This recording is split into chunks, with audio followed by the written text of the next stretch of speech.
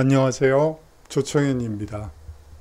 9월 16일 목요일 스토리가 있는 유럽 역사문학 여행 시작하도록 하겠습니다. 오늘은요, 이 베르사유를 주제로 해서 수업을 진행하려고 합니다. 이 베르사유 궁과 관련해서 어떤 사람들은 이제 절대왕정과 바로크, 태양왕 루이를 한 축으로 한 부분을 강조해서 얘기할 수도 있고요. 또 한편으로는 여기서 이제 통일 독일 제국 이 황제 즉위식이 열리기도 합니다. 다시 말하면 불란서 입장에서는, 프랑스 입장에서는 굴욕의 장소이기도 하죠. 또 어떤 사람들은 제1차 세계대전 종전회담을 주제로 해서 이야기할 수도 있을 것 같아요. 이 통일제국, 이 독일 제국 황제 즉위식, 그리고 베르사유 회담, 소위 말하는 베르사유 체제는 바로 이 베르사유 궁의 이 거울의 방에서 이루어지게 되죠. 그래요. 오늘 수업은 사실상 절대왕정과 바로크 시대를 중심으로 해서 여러분들께 수업을 해드리도록 하겠습니다.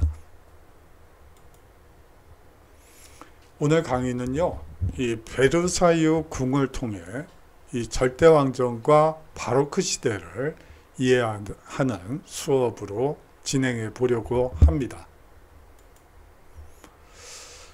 이 베르사유 궁과 이 절대왕정, 그 다음 혁명 이후에 국민의 궁전으로 바뀌게 되는 그 과정도 한번 살펴보고요. 아울러서 통일 독일 황제의 즉위식이 앞서 얘기한 바대로 이 베르사유 궁 거울의 방에서 거행되게 됩니다.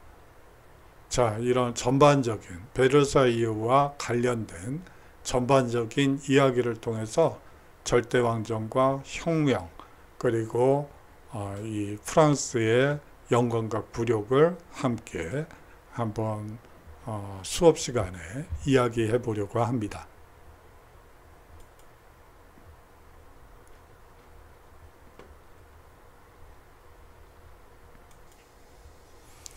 사실상 이 베르사유 궁은 절대왕정의 상징을 구현한 이 건축물이라고 여러분들이 이해하시면 될 것 같아요. 나름 이 바로크 시대를 상징할 수 있는 액자와 이 조화, 이 조화도 이 시기, 절대왕정 시기에 물론 절대왕정 시기에 루이 16세 시대에 만들어진 것이 이 조화이기도 해요. 원래는 이탈리아에서 시작됐다가 그 시대에 이제 프랑스로 넘어오게 되죠. 이 조화라는 것이 사실상 향이 안 나죠. 살아있는 생화가 아니니까. 그래서 여기다 뭐 향수를 뿌린다든지 해서 실제와 똑같은 느낌을 줄 수 있도록 만들었다는 것도 여러분들이 한번 기억해 두시면 좋을 것 같네요.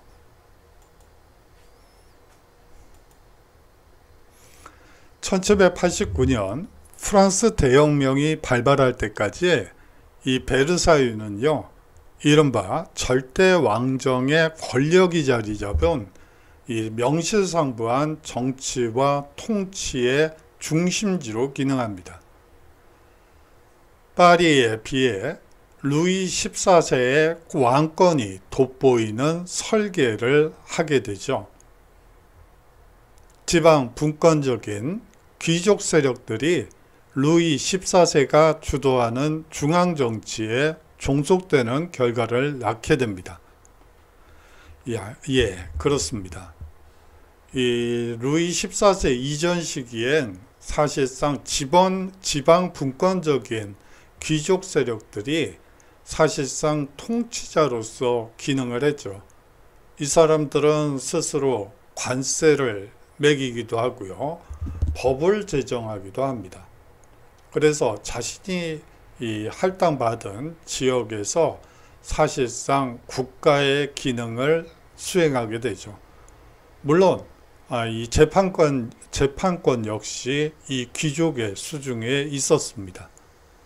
그러던 것이 루이 14세 이후에 이제 중앙 집권화되면서 그러한 지방분권적인 귀족이 이제 서서히 몰락해가는 그 시기라고 이해하시면 되고요. 또 다른 한편으로는 이제 중상공업, 상공업을 중심으로 해서 성장하기 시작한 시민 세력이, 평민 세력이 서서히 두각을 나타내는 시대가 바로 이 루이 14세 시대라고 보면 됩니다. 중앙 집권화와 아울러서 상비군을 가져야지 됐죠. 자, 중앙 집권화와 상비군을 갖추기 위해서는 많은 자금이 필요했습니다. 그 자금을 이 평민 세력들의 이 세금과 또 이 앞서 얘기한 매직을 통해서, 다시 말하면 이 루이 14세는 관직을 이런 식으로 줘요. 여러분들이 한번 들어보시면 어떻게 그런 일이 벌어질 수 있을까? 이 벌건 대낮에 이게 무슨 일일까 생각이 될 거예요. 루이 14세 코스염 코디 담당 차관보. 여러분들이 지금 무슨 얘기인가 싶을 거예요. 루이 14세 지팡이 담당 차관보, 의상 담당 장관 대신 뭐 이런 식이에요. 다시 말하면 루이 14세의 권력을 돋보이게 만드는 그러한 코디를 위해서 물론 그 사람들이 그것을 기획하거나 하는 것은 장인들이 하지만 그것을 이제 소위 말해서 그러한 명칭의 관직을 만들어서 그것을 이제 평민들에게 돈 주고 팔았다고 생각하시면 됩니다. 그렇게 해서 얻게 된 돈을 활용해서 상비군과 중앙 집권적인 체제를 갖추게 되죠. 지금 아마 이 대통령 코디 담당 차관보 장관 차관 이런 식으로 직함이 매긴된다면 아마 큰 사회 문제가 되지 않을까 싶네요. 그렇지, 이 루이 14세 시대는 그런 시대, 즉 다시 말하면 이제 중앙 분권적인 지방 분권적인 사회에서 중앙 집권화되는 과정으로 이행되는 시기에 걸쳐 있는 이행기적인 과도적인 형태의 모습이라고 여러분들이 생각하시면 될 것 같습니다. 그리고요, 이 상비군의 성격도 지금의 이 징집병제와는 그 차원이 다릅니다. 이 시기, 이전 시기의 전쟁은 용병들 간의 전쟁이었다라고 해도 과언이 아니죠. 자, 용병들끼리의 싸움이었기 때문에 사실상 상대편 국왕이 일당 100원 인상, 그러면 아군이건 적군이건 상관없이 그 깃발 아래 다 모입니다. 그러면 그 다음날 그 상대편 국왕이 10원 인상, 임금 일당 10원 인상, 그러면 또 그쪽으로 쫙 몰리죠. 이런 식으로 해서 전쟁이 이루어진다는 점도 이 시기에 그 루이 14세 이전 시기의 특징이라고 볼 수가 있습니다.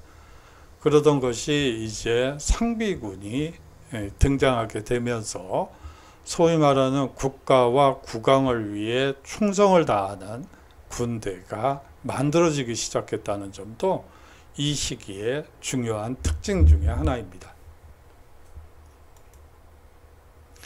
한 가지 더 추가적으로 말씀드리고 싶은 건요, 이 절대왕정이라는 것은 앞서 얘기한 것처럼 이제 지방분권적인 귀족 세력이 약화되고요.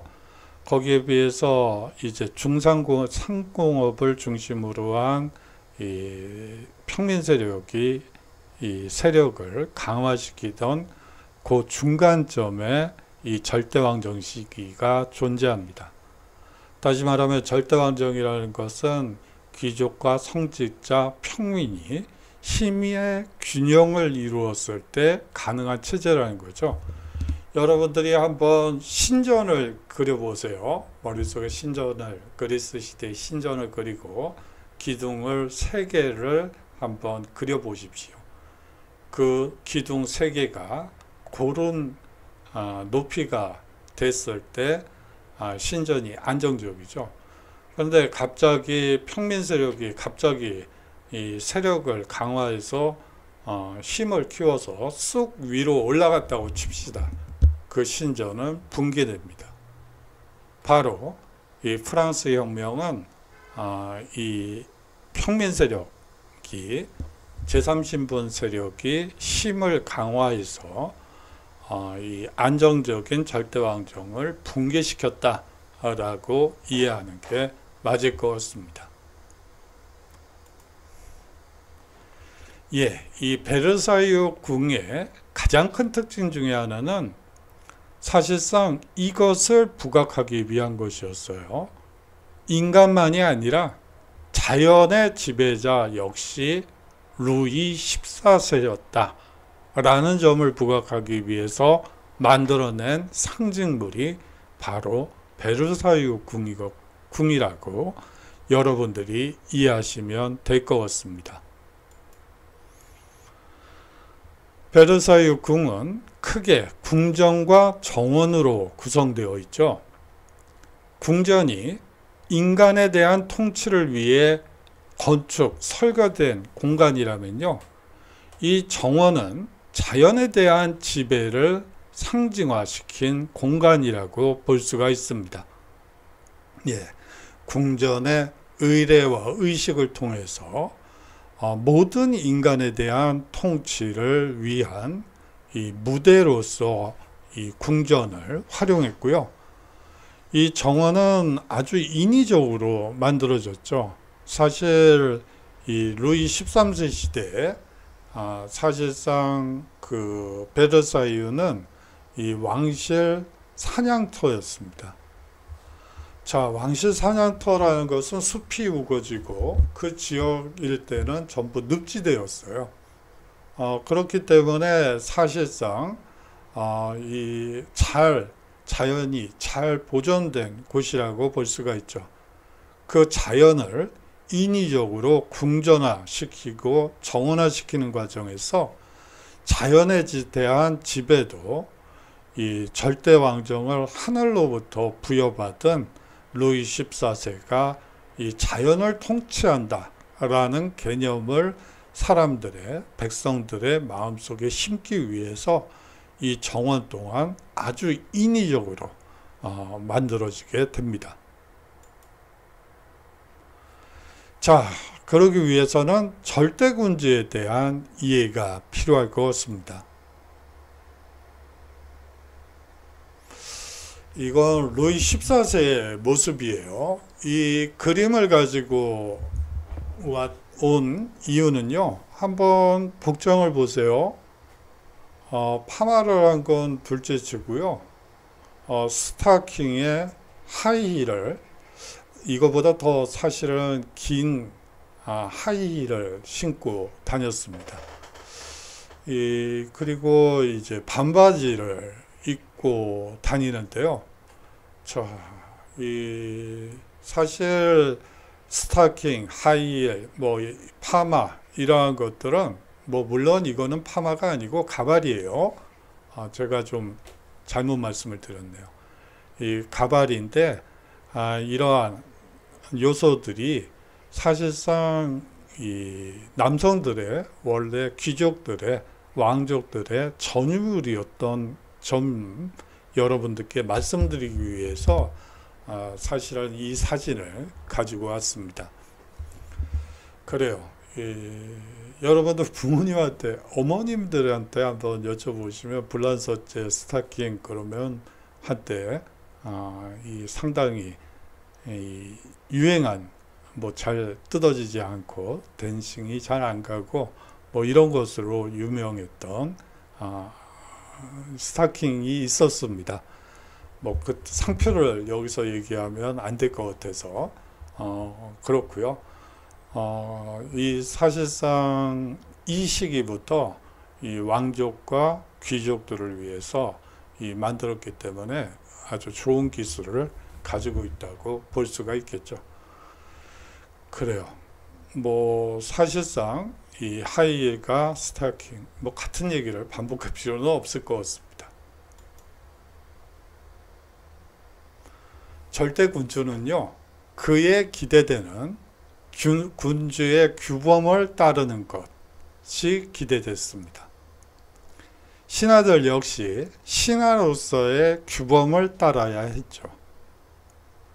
왕은 일상생활조차 없는 공적 존재로서 여러분들이 이 말을 듣고 이게 무슨 얘기일까? 일상생활이 없다. 예, 일상생활이 없었습니다. 아침에 일어나서 뭐 세수하는 거, 그리고 옷을 갈아입는 거, 그리고 이 당시에는 왕은 화장도 했죠. 화장하는 것도 이 공개적으로 이 신하들이 보고 시종과 하인들이 보는 앞에서 이 왕은 치장을 해야지 됐습니다. 이거는 왕만이 아니고 왕비나 뭐 왕후나 뭐 할 거 없이 이 모든 일상생활이 개방되어 있었습니다. 다시 말하면 사생활이 없었다고 볼 수가 있죠. 이 일상생활조차 없는 공적 존재로서 부여받은 왕의 직무를 완벽히 수행할 수 있을 때 비로소 왕이 되는 것이죠. 루이 15세와 루이 16세는 바로 이러한 구조의 포로가 되면서 이 사실상 일상생활이 없는 거잖아요. 사생활이 없고 거기에서 많이 힘들어하는 사실상 그 구조의 포로가 돼서 나중에는 뭐 루이 16세의 여가 생활은 사실상 자물쇠를 만드는 일이라든지 그런 것도 공개적으로 해야지 됐기 때문에 상당히 괴로워하는 모습도 보입니다. 베르사유 궁은 궁정사회와 이 바로크 문화를 보여주는 상징 공간이라고 볼 수가 있죠.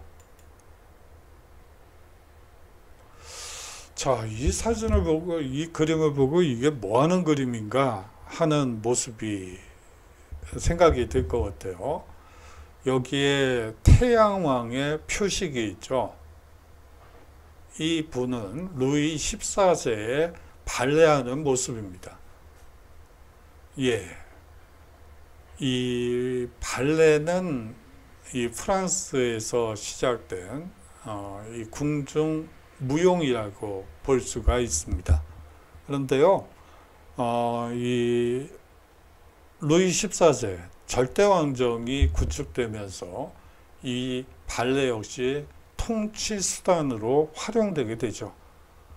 지금 이 루이 14세가 발레를 추고 있는데요. 발레를 추고 있는데 이것을 똑같이 귀족들도 따라해야 했습니다. 이게 규범이죠. 즉, 이 왕과 똑같은, 그리고 나서 이제 시험을 봐요.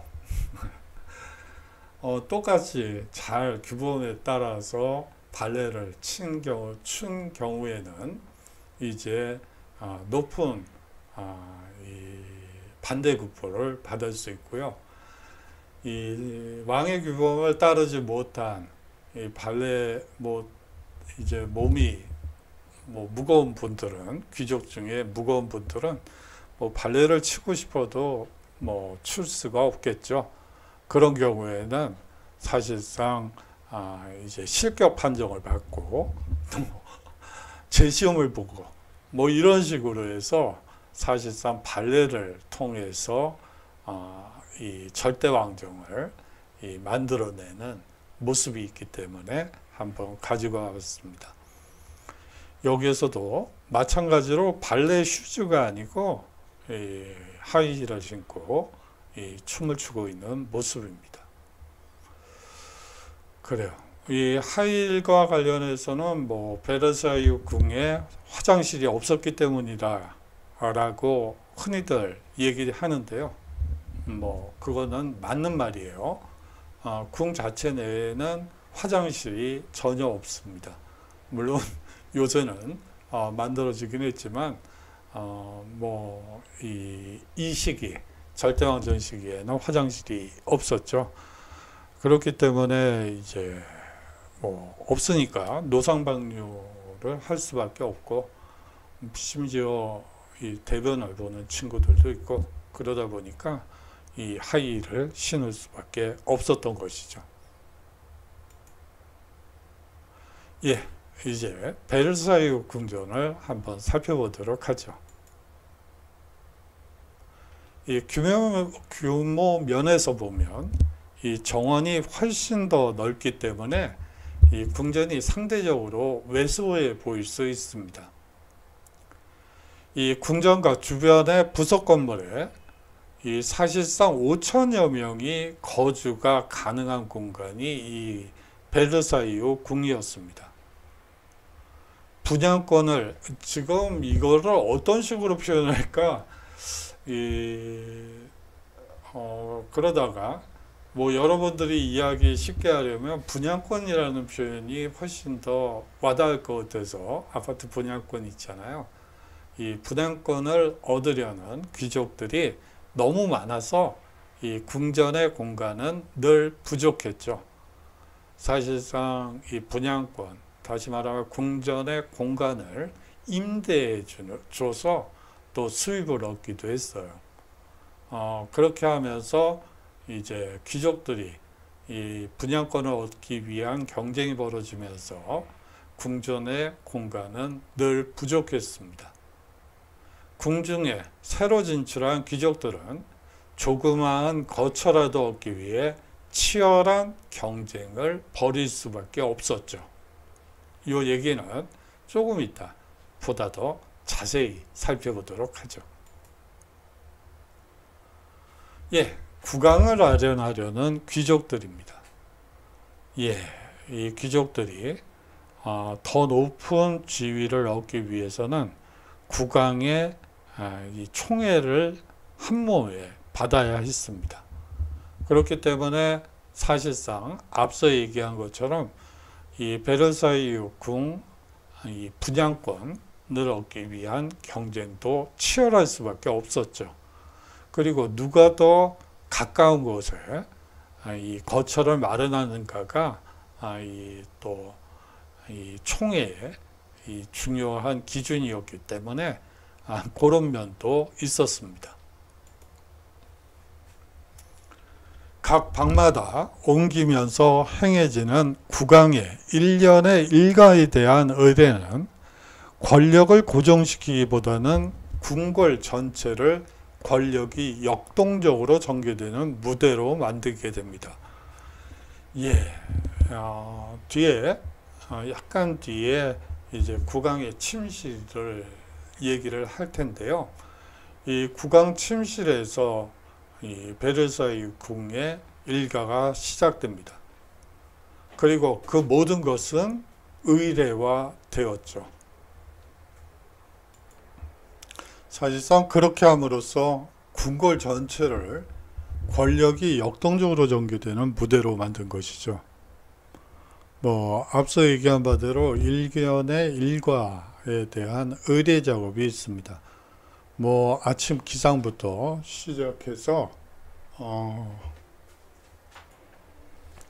기침 의식부터 아침에 일어났을 때 기침을 할 때 있는 의례부터 시작해서 이 환복 의식, 즉 다시 말하면 잠옷에서 이제 이 왕의 복장으로 갈아입는 이 환복 의식, 그리고 이제 아련을 하는 이 거울의 방에서 신하들이 아침 인사를 드리는 의례까지, 이 모든 것이 이 침실에서 이루어지게 됩니다. 그렇기 때문에 사실상 침실이라고 보기보다는 공개적인 장소라고 보는 게, 사적인 공간이 아니고 공적인 공간이라고 보는 게 맞습니다. 지금은 좀 이해가 안 갑니다만 그렇고요. 이 왕은 자신이 총애하는 정도에 따라 마음대로 귀족들에게 서열을 매기고 다양한 명예와 물질적 혜택을 부여했습니다. 그렇기 때문에 귀족들은 총애를 받기 위해서 이 사실상 왕의 침실 근처에 거주지를 얻기 위해서 노력을 하고요. 또 왕의 점수를 따기 위해서 발레를 또 열심히 춤공부를 배워서 이 발레 시험에 합격하기 위해서 노력을 하고, 왕이 좋아하는 무엇인가를 계속해서 배우면서 이 총애를 얻으려고 노력하게 되죠.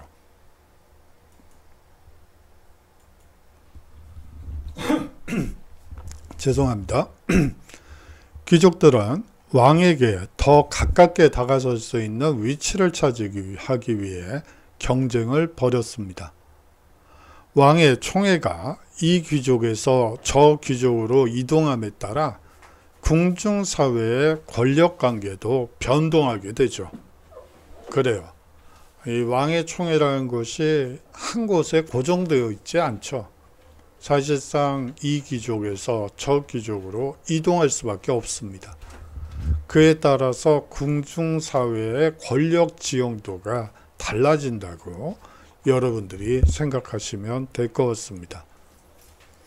이 왕의 의례가 펼쳐지는 공간의 벽면과 천장은 루이 14세의 업적과 영광을 찬양하는 회화와 조각 작품들로 장식되어 있죠. 그렇게 하면서 왕의 권위를 높이게 됩니다. 이 대표적인 루이 14세가 프랑드르 난을 진압한 뒤에 승전한 모습을 담은 조각이라고 보시면 됩니다. 부조라고 보시면 될 것 같아요. 이 베르사유 궁, 국왕의 침실과 거울의 방 곳곳에 이렇게 왕의 승전을 기념하는 이 조각상 그리고 부조, 회화들이 장식되어 있다고 보시면 됩니다. 국왕의 침실을 한번 엿보도록 할까요? 지금의 개념으로는 엿보는 거죠. 하지만 이 시기에 국왕의 침실은 아주 공개적이었습니다. 국왕의 침실 모습이고요. 여기 샹들리에가 있네요. 이 샹들리에는 프랑스의 대표적인 문화유산이라고 볼 수가 있죠. 거울이 있고요. 여기서 이제 루이 14세가 이 화장을 하게 되죠. 그렇게 되면 신하들이 대화하는, 화장을 하면서 대화하는 시간을 갖고요. 여기서 이제 옷을 갈아입고, 옷을 갈아입는 것도 이 하나의 의례로서 자리매김하게 됩니다. 여기에 루이 14세 혹은 그 전 왕조의 중요한 치적을 그린 사파도 전시되어 있었죠. 이 베르사유 궁전에서 가장 중요한 장소는 왕의 침실과 거울의 방입니다. 루이 14세는 동쪽을 바라보며 기상하고 서쪽으로 머리를 뉘었습니다. 사실상 국왕의 침실은 내밀한 사적 공간이 아니고요. 사실상 공개적인 장소라고 보는 게 맞습니다. 대신들이 참석한 가운데 루이 14세의 기상의식과 환복의식이 거행됩니다. 대신들이 반드시 참석한 가운데 이 기상과 환복이 이루어지게 되죠. 이 대신들이 아주 부지런해야지 됐겠죠. 루이 14세라는 사람이 상당히 새벽 일찍 일어나는 사람으로 알려져 있는데 그것보다 더 일찍 한 새벽 4시쯤 일어나서 이러한 의식에 참여해야지 됐겠죠. 늦으면 이 기상의식에 늦으면 루이 14세에 눈밖에 나가게 되기 때문에 이 사실상 한 새벽 4시엔 일어나야지만 가능했을 것으로 보여요. 왕의 침실과 거울의 방에서 왕은 베르사유 궁 전체를 감시합니다. 왕은 동쪽의 정문에서 오가는 모든 사람들의 동선을 파악할 수 있는 곳에 국왕의 침실이 있죠. 사실상 거기서 내려다보면 베르사유 도시 전체를 굽어볼 수 있게 됩니다. 다음으로 거울의 방을 한번 살펴보도록 하죠. 거울의 방에서 있었던 가면 무도회 장면이 있는 그림을 한번 가지고 와봤어요. 해상도가 좋으면 여러분들에게 보여드리고 싶은 부분이 많은데 해상도가 그렇게 좋지 않아서 여러분들께 설명드리긴 좀 그런데요. 앞서 루이 14세가 발레하는 모습에서 이제 머리 장식을 보시면 알겠지만 이 시기의 머리 장식의 특징은 사실상 높게 올리는 올림머리라고 보시면 될 것 같아요. 그 올림머리의 높이가 심지어 1m가 넘는 경우도 있고요. 거기에 온갖 병아리부터 시작해서 온갖 이 장식품들을 얹기도 하고 머리를 그렇게 따기도 하고 합니다. 그렇고요. 이것은 거울의 방의 모습입니다. 이 천장화를 사실은 좀 보여드리고 싶었는데 이 천장화 중에 해상도가 좋은 거가 별로 없더라고요. 그래서 이 거울의 방을 정면에서 찍은 사진을 가지고 와봤습니다. 이 침실 뒤쪽으로 길게 뻗은 회랑인 거울의 방은요, 이 북측 건물과 남측 건물을 연결하는 유일한 통로로서 늘 왕의 시야 안에 들어오는 공간입니다. 여기서 외국 대사를 만난다든지 혹은 이 거울의 방에서 귀족들의 아련을 받는다든지 하는 공식적인 의례가 펼쳐지는 공간이라고 보시면 됩니다. 베르사유 궁은 루이 14세 왕권의 전시실이자 연극 무대였던 것이죠. 신의 대리인을 자처하는 루이 14세의 인간 세계에 대한 통치를 상징적으로 구현한 장소라고 보셔도 무방합니다. 거기에 비해서 정원은 자연에 대한 지배를 상징적으로 구현해낸 공간이라고 보시면 됩니다. 궁전을 나와 건물 후면으로 가면 확 트인 전망 아래 끝없이 펼쳐진 정원이 있습니다. 먼저 레토나의 분수를 중심으로 원뿔과 굴을 비롯해 각종 기하학적인 모양으로 손질된 다양한 나무들이 질서정연하게 자리 잡고 있죠. 그래요.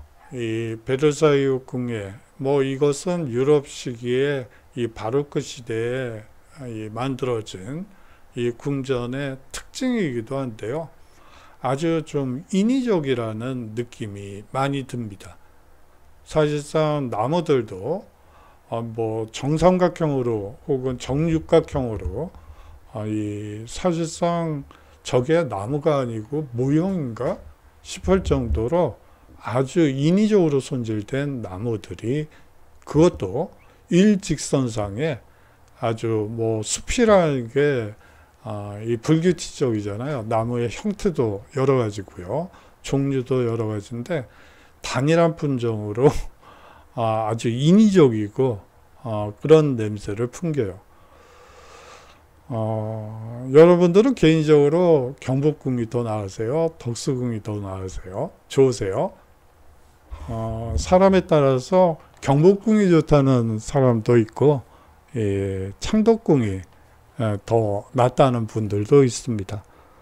경복궁은 사실상 베르사유 궁과 마찬가지로 인위적으로 구획된 공간에 계획적으로 만들어진 이 궁전이라고 볼 수가 있죠.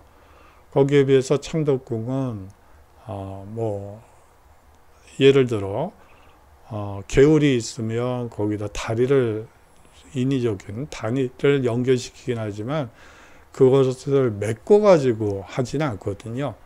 뭐 이런 식으로 해서 자연을 있는 그대로 활용하는 모습을 보여서 이 창덕궁이 더 인간적이라는 느낌이 드는데요. 그것과 마찬가지로 이 사실상 베르사유 궁은 우리나라식으로 하면 경복궁에 더 가깝구나 라고 이해하시면 될 것 같아요. 심지어 자연물마저도 그렇습니다. 그 아래로 거대한 잔디밭이 직사각형으로 뻗어 있고, 잔디밭 아래쪽으로는 곧이어 나폴로 분수대와 십자가 형태의 대운하가 펼쳐지죠. 이 모습인데요. 이 분수대가 있고 이제 정원이 있고요. 여기에 여러 조형물들이 있고 숲이 있습니다. 이런 어떻게 보면 좀 인위적이라는 느낌이 들 거예요. 베르사유 궁에서 본 이 사실상 이 정원이라고 보실 수 있는데요. 이 숲 자체도 숲 자체지만 이 모든 것이 이 사실상 일직선으로 쭉 뻗어 있다는 느낌을 받으실 수가 있을 것 같아요. 이러한 구획들이 여러 곳에 걸쳐 분포되어 있고요. 이거는 거의 사방면에 걸쳐 있다고 보시면 될 것 같습니다. 이 잔디밭 폭 40m에 길이 3m 35cm, 그리고 대운하 폭 62m, 길이 1500m, 3m 35가 아니고 335m죠. 제가 잘못 말씀드렸습니다. 를 가운데 축으로 하여 양편으로는 직민연체 형태로 손질된 나무들로 둘러싸인 광활한 산림지대가 펼쳐집니다. 이 산림지대 또한 보스케라고 불리는 작은 규모의 수풀 공간들로 기하학적으로 질서정연하게 구역화되어 있죠. 각각의 보스케는 다양한 분수대와 조각상으로 화려하게 장식되어 있습니다. 정원의 모습입니다. 베르사유 궁 후면에 있는 것인데요. 여기 이 아치형의 그리고 기둥이 있는 공간이 있는데요. 이 가장 왼쪽이 루이 14세의 침실이고요. 이 세 군데가 침실이고 이쪽이 사실상 거울의 방이라고 보시면 됩니다. 이것은 그 베르사유 궁 정원 안에 있는 하모 정원이라는 정원입니다. 이것과 관련해서는, 이 공간과 관련해서는 마리 앙뚜아네트를 얘기할 수밖에 없습니다. 그녀가 만든 정원이니까요. 한적한 시골 정원 걷다는 여러분들이 느낌을 받으실 수도 있을 것 같습니다. 여기 집이 있는데요. 이 집은 이 완공된 뒤에 이 가난한 사람들이 여기서 거주할 수 있게끔 마리 앙뚜아네트가 공간을 개방했던 곳이기도 해요. 뭐 마리 앙뚜아네트와 관련해서는 뭐 빵이 없으면 뭐라 그러죠? 브리오슈를 먹지. 그렇게 얘기한 것으로 악명이 높은데, 사실은 그건 대표적인 가짜 역사입니다. 사실상 그렇게 말한 적도 없고, 그래요. 그런데 참 역사라는 게 얄궂죠. 이렇게 백성들을 위해서 자기 궁전 내에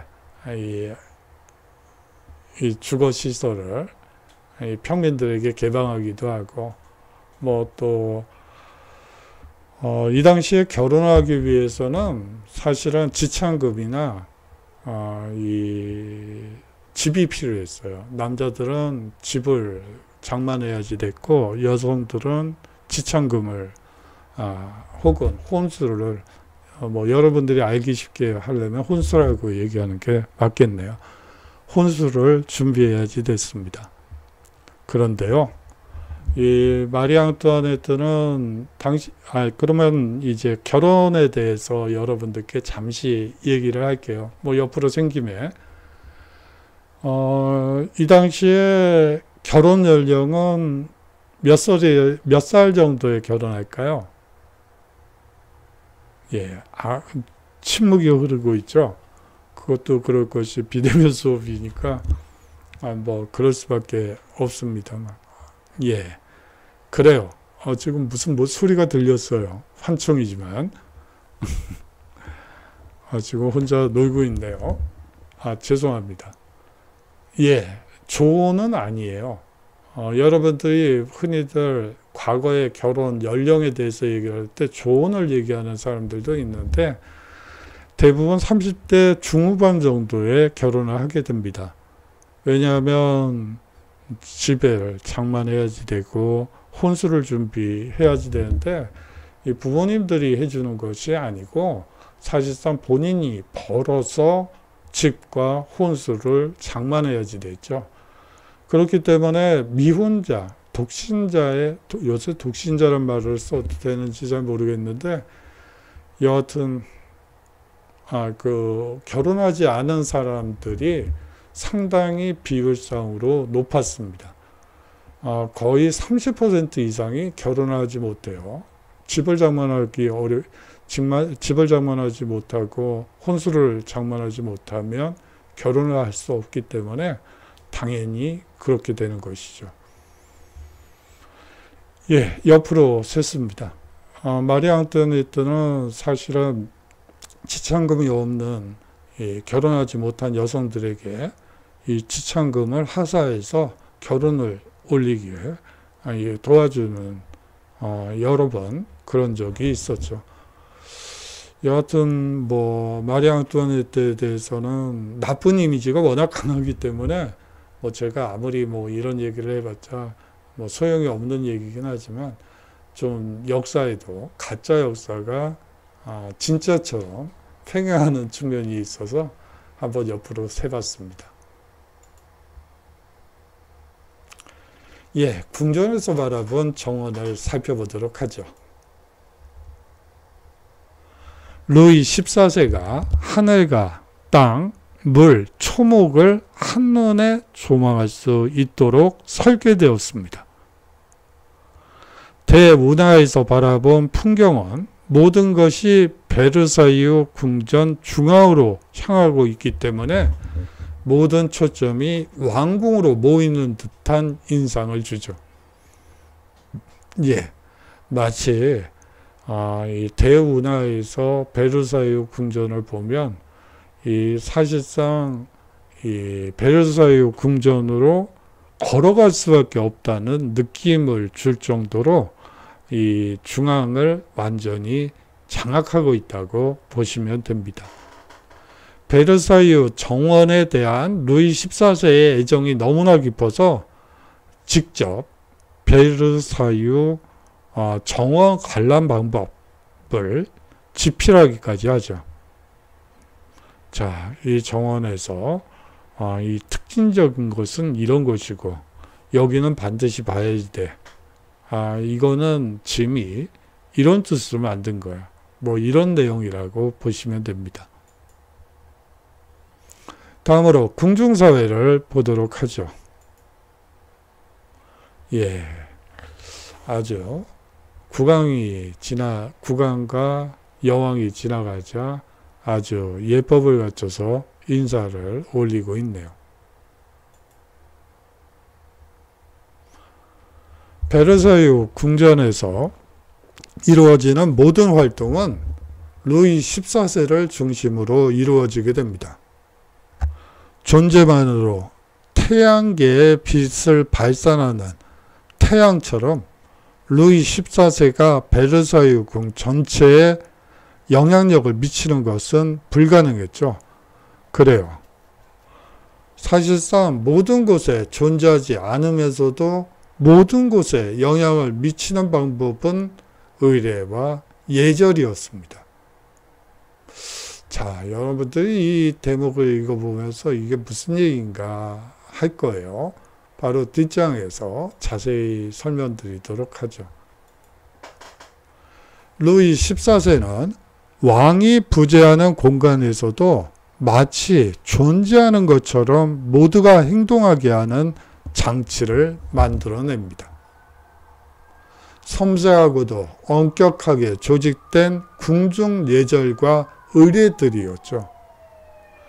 베르사유에 거주하거나 혹은 베르사유와 관련이 있는 모든 사람들의 언행을 강력하게 구속하는 장치이기도 했습니다.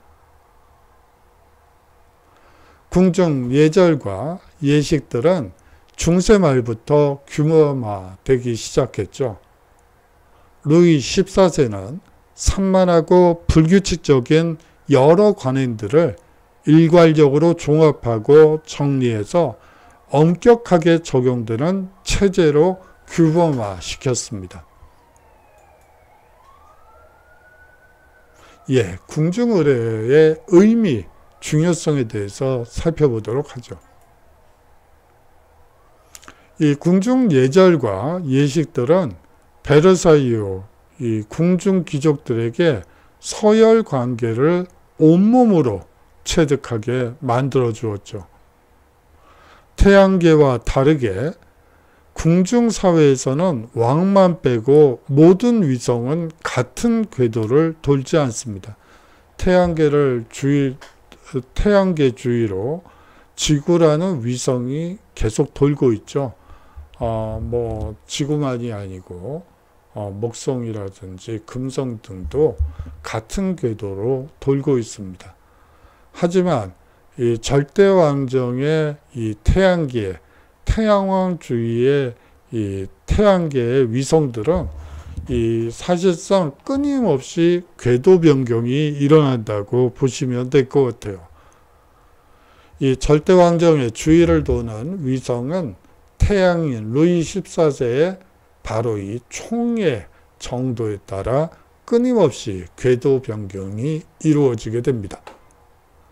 태양왕의 몸짓과 표정, 말투와 어법에 따라 미묘하고 복잡한 위계질서가 매번 달라지는 것이죠.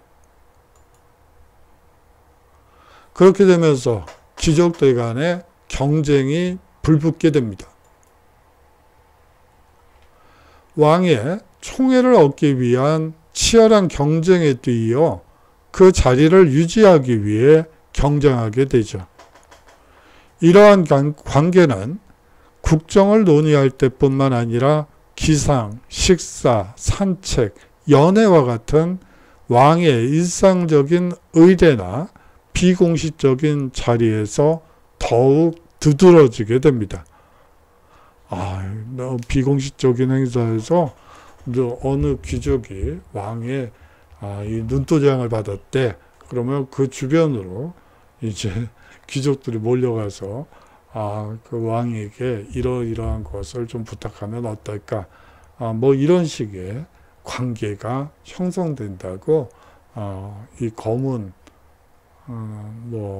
내용들이긴 하지만 그렇게 이해하시면 될 것 같습니다. 그 뒤에 이제 나폴레옹과 베르사유를 한번 살펴보도록 하죠. 1799년 11월 전국의 혼란을 틈타 나폴레옹이 쿠데타를 일으켜서 독재 권력을 장악하게 됩니다. 1804년에는 황제로 즉위하게 되죠. 1806년부터 나폴레옹은 황궁으로 베르사유를 이 궁을 낙점을 찍고 보수 및 개조 작업에 들어갑니다. 그 뒤에 프랑스 역사박물관으로 바뀌게 되죠. 이 루이 필립 7월 왕정 이후에 그거는 뒤에서 자세히 조금 설명을 드리겠는데요. 이 루이 필립이 7월 왕정에서 사실상 이 국가의 왕이 아니고 시민의 왕으로 등극하게 됩니다. 그렇게 되면서 이제 시민의 이 시민 공간으로서 이 베르사유 궁을 이 프랑스 국립 역사관으로 개조하게 되죠. 그 개장식의 모습입니다. 1815년 베르사유 궁이 부르봉 복고 왕조의 보수공사 대상 1호가 되기도 하죠. 1830년 7월 혁명과 더불어 새로운 전환기를 베르사유 궁이 맞게 됩니다. 혁명을 지지했던 부르봉 왕조 반개 혈통의 루이 필립 1세가 시민 왕으로 이 베르사유를 왕궁이 아닌 박물관으로 개조하고 시민에게 개방한 것이죠.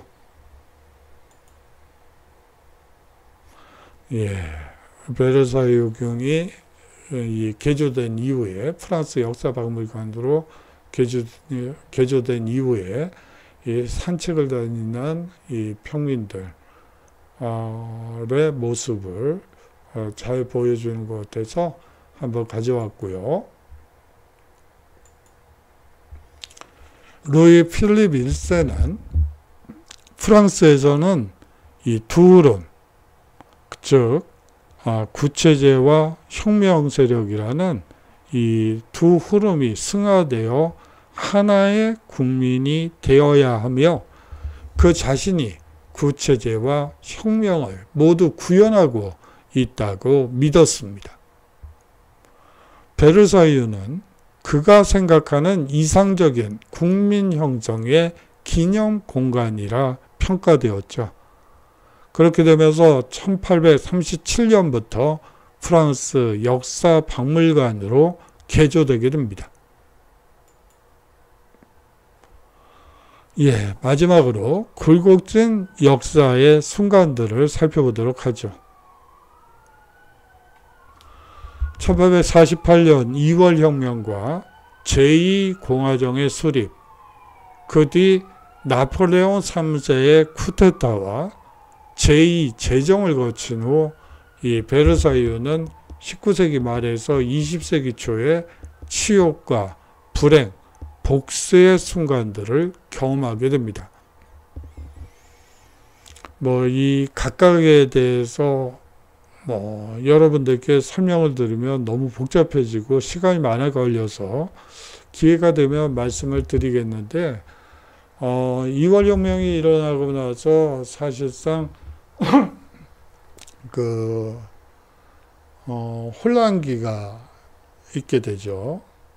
그 상황에서 계엄령이 발생하고요. 이 계엄령 속에서 대통령 선거가 있게 됩니다. 그 대통령 선거에서 바로 이 루이 나폴레옹이 당선되게 되죠.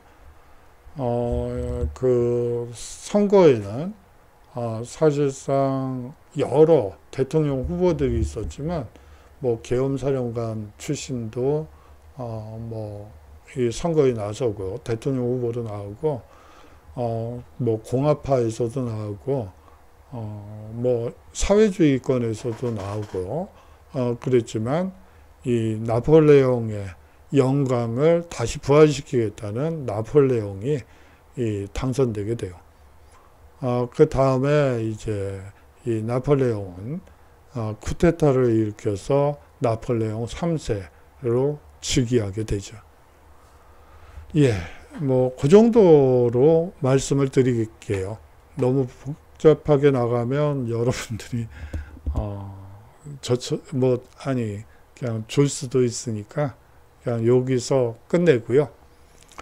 이 1870년 이 나폴레옹 3세가 보불 전쟁을 당하게 돼서 세당이라는 프랑스 지역에서 이 독일에 붙잡힙니다. 다시 말하면 황제가 전쟁터에서 납포되는 상황으로 몰리게 되면서 사실상 프랑스가 패전하게 되죠. 이 보불전쟁 이후 거울의 방에서 이 독일의 선포식이 거행되게 됩니다. 사실상 프랑스는 독일 통일을 가장 반대했던 세력이기도 하죠. 이 주변국 중에서 독일 통일을 제일 방해한 세력이 프랑스라고 볼 수가 있습니다. 이 독일의 이 제2제국의 비스마르크는 사실상 프랑스의 그 한 권력의 중심지인 거울의 방에서 이 독일 선포식을 거행함으로써 이 독일 통일을 방해했던 프랑스에 철저히 보복했다고 볼 수가 있겠죠. 그렇지만 그것은 프랑스인들 입장에서 본다면 치욕의 날로 기억되기도 합니다. 예, 독일 황제 즉위식의 모습인데요. 이분이 비스마르크고요. 독일 황제입니다. 이건 거울의 방의 모습이고요. 사실상 이제 통일을 반대하던 프랑스를 이기고 그 권력의 핵심에서 이 독일 통일 제국 선포식을 거행하게 되는 것이죠. 신생 제3공화정 당시에 여전히 독일군에 포위되었던 파리 시민들은 항복을 거부하고 항전을 계속하고 있었죠. 예, 바로 사실상 독일 황제 즉위식, 독일 제정 거행식에 이게 거행되던 그 무렵에 그리고 루이 나폴레옹이 독일에 패배한 이후에 이 신생 제3공화정은 사실상 당시 독일군에 포위되어 있던 파리 시민들을 이 항복을 거부하고 항전을 계속하게 되죠. 예, 약간 좀 지치다 보니까 같은 말을 또 반복했네요. 죄송합니다. 이 독일군과 제3공화정 군대에 맞서 이 파리 꼬민이 결성되게 됩니다. 이 파리 꼬민의 성격에 대해서는 뭐 여러 가지 얘기들이 있고 그런데요. 그 부분까지 얘기를 하면 너무 또 길어지니까 그냥 요 정도로 넘어가도록 하겠습니다. 당시 행정부 수반이었던 아돌프 티에르는 이 베르사유로 정부를 이전하게 되죠. 다시 말하면 수도가 이제 또 파리에서 이제 베르사유로 이전되게 됩니다. 베르사유 정부는 파리를 포위하고 꼬민을 무자비하게 진압하게 되죠. 예, 여기까지 사실은 나가려고 하다가 여러분들이 좀 이게 너무 좀 길어지는 경향이 있어서 뭐 역시 1시간이 지났네요. 그래서 요거는 사진만 가지고 왔어요. 이 베르사유 체제가 굳을 때는 제1차 세계대전이 발발하게 되죠. 이 독일이 이제 소위 말하는 여러 제국들, 오스만 제국, 그리고 이탈리아는 빠지고요. 오스만 제국과 또 오스트리아 제국과 힘을 합쳐서 사실상 제1차 세계대전을 일으키게 됩니다. 거기서 이제 패전하게 되죠. 그 패전 이후에 프랑스 측에서 이 독일 이 패전 조약은 종전회의는 이 꼭 베르사유에서 열려야 된다고 강하게 주장하게 되죠. 그렇게 되면서 이제 사실상 이 독일 제2제정은 이 베르사유에서 선포식이 이루어지고 해체식 역시 베르사유에서 이루어지게 됩니다. 그래요. 이 베르사유 체제는 사실상 아주 전형적인 응징적인 성격의 전후, 복구 전후회담이었다고 볼 수가 있습니다. 아주 패전국에게 가혹한 어떻게 보면 영토도 뺏어서 뭐 이웃나라한테 떠넘기기도 하고 아주 가혹한 종전 회담이었다고 볼 수가 있죠. 예, 뭐 너무 깊게 들어가면 안 될 것 같아서 그 정도로만 이해하시면 되고, 이 공간이 사실상 거울의 방이다 라고 이해하시면 됩니다. 예, 오늘의 핵심을 여러분들과 얘기해 보도록 하죠. 오늘은 3주차이기 때문에 과제를 드리지 않습니다. 한번 여러분들이 한번 생각해 보라는 의미에서 마련해 봤습니다. 베르사유 궁을 통해 절대왕정과 바로크 시대의 특징을 살펴보았는데요. 이 베르사유 궁을 구체제의 상징으로 보는 입장도 있고요. 그렇죠. 절대왕정이라는 구체제의 상징으로 보는 입장도 있고, 또 절대왕정 때 중앙집권화와 관료제, 상비군을 구축했다는 점에서 근대적 국민국가 시스템을 구축하기 시작한 시대로 보는 입장도 있습니다. 이게 이 두 가지 입장 중에 어느 걸 선택하느냐에 따라서 여러분들이 보여드릴 수 있는 공간이 달라져요.